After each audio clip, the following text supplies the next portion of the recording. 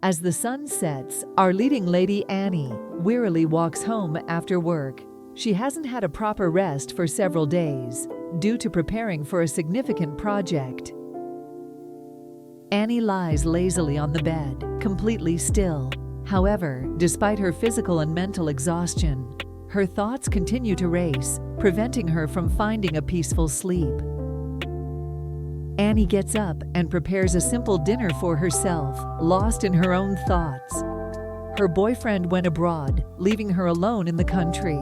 The absence of passionate love and the constant suspicions have already made it too much for her to bear. When he returns this time, breaking up with him might be the best choice for both him and me. Right at that moment, a jarring ringtone pierces the air. It's a call from Annie's boyfriend. Annie, I've been thinking about this for a long time. I feel like we're not quite compatible. Let's break up. Why does he get to decide everything about love or not? But now, none of it really matters. Annie's heart feels like it's being twisted by a knife, deeply pained. After the pain, there's an endless sense of loneliness.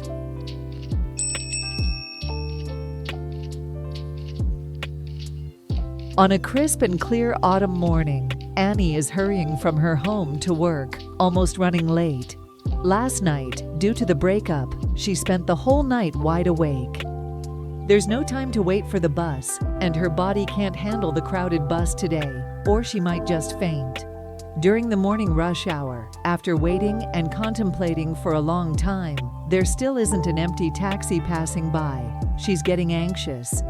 Today, a newly appointed supervisor is coming to inspect the work, and the consequences of being late could be severe. As Annie looks around nervously, a car comes to a stop in front of her. She doubts that a kind stranger would be willing to give her, a stranger, a ride to work. Such scenes only happen in soap operas. She takes a few steps to the right, continuing to wait. Get in. It's the morning rush hour and you won't be able to catch a cab. Who are you? Do we know each other? The sudden TV drama-like turn of events leaves Annie somewhat surprised. She doesn't recognize this person at all. I may be a stranger now, but if you want to be late, feel free to keep waiting here. I'm heading to Cary Center on Lotus West Road. How about you? I'm headed there too. Is it just a coincidence? Although Annie hesitates a bit, she's about to be late, so she gets into the car. It's broad daylight, and the gentleman doesn't seem like a bad person. The car speeds along and quickly arrives at the company building. Before the car comes to a complete stop, Annie gets out. Thank you for giving me a ride to work. Annie expresses her gratitude and hurries into the company. Our male lead, Kevin, hasn't had a chance to say anything in the car, and Annie has already disappeared. Fortunately, she was only 2 minutes late. Annie sits down, sips a cup of coffee to catch her breath, and waits in the meeting room for the arrival of the new supervisor. While Annie is waiting for the new supervisor, a familiar face walks into the office. Oh my, this is awkward. Isn't this new supervisor the person who gave me a ride to work this morning? Hello, everyone. I'm Kevin coming from the headquarters. I'll be working with all of you for a while. Looking forward to a pleasant collaboration. Your name is Annie, right? I heard from your manager that your performance has been impressive. You've been working hard during this period. Mr. Kevin, you're too kind. It's just what I should do, part of my responsibilities. Yesterday at noon, Kevin arrived at this new work environment, passing by Annie's cube, with manager Jorge accompanying him. During break time, he noticed Annie still working hard. With a brief introduction from Jorge, he remembered this beautiful woman. Kevin's residence is not far from Annie's home. This morning, from a distance, Kevin saw this beautiful woman looking around on the platform. Kevin just wanted to give her a ride to prevent her from being late. That's how the story unfolded. Could this be the beginning of fate? Let's continue to find out. Since the breakup, there seems to be not much pain. Perhaps I never truly loved? It's over, dispersed. maybe it won't touch the inner agony. Annie is naturally beautiful, but her love life has been quite ordinary. Perhaps fate has not arrived, and she hasn't met someone worth relying on. Her 2 previous relationships, both uneventful, ended without fruition. The 2 unsuccessful relationships have made Annie reluctant to easily believe in being loved again. She wants to bury her tenderness in her heart, hoping for the most beautiful encounter in the mortal world. No matter how long it takes, even if it's a lifetime of waiting, she has no regrets, waiting for him to ignite the long-lost yearning in her heart. Annie continues to work hard, quietly, and unnoticed. 1 month later, in the month since Kevin joined the company, under his leadership, performance has increased by 8% compared to the previous month. Everyone received bonuses and salary increments, making them very happy. They suggested celebrating tonight by treating Kevin and taking the opportunity to relax. How can I let everyone treat me?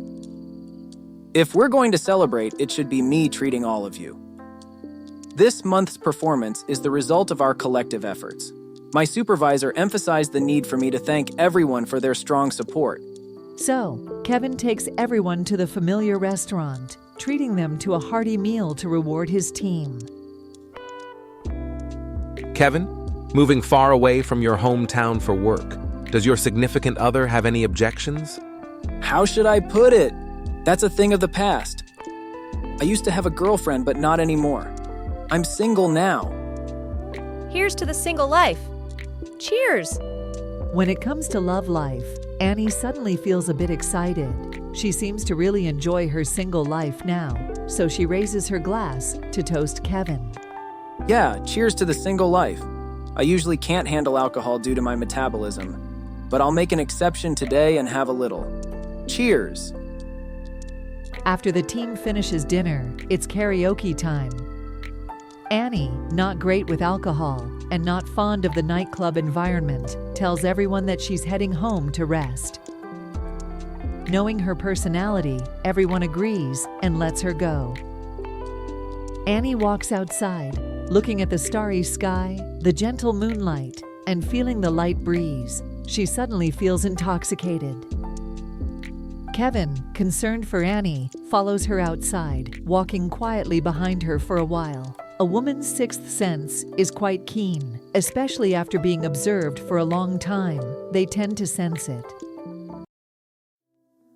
Mr. Kevin, I have a question. Why do the stars in the sky love to twinkle? They might be conveying their love to someone special. Even though they love each other, they can only gaze at each other from a distance. That can be quite painful. As my boss, this shouldn't be your speaking style, right? Do you need a ride home? No, the moonlight tonight is so beautiful. It's worth taking a stroll and enjoying. But are you sure you're okay to walk? No problem. I'm still very sober, not drunk at all. Silent all the way, stepping in the moonlight, accompanied by starlight, they walk together until they reach Annie's place. Thank you. I'm home now. Do you still have a long way to go? I'm almost home too. No need to thank me. How about treating me to a cup of coffee? It's too late. Feeling tired. I'd like to rest. Another time, perhaps? Yes, it's late. I apologize for any inconvenience. Annie sees that lonely figure and suddenly feels the desire to accompany him all the way. Just keep walking together. Under the clear night sky, the stars are still twinkling. Perhaps they are conveying their love to someone special. Sometimes, gazing at each other from a distance can be both happiness and pain. Can two lonely souls eventually come together? Stay tuned for the next episode.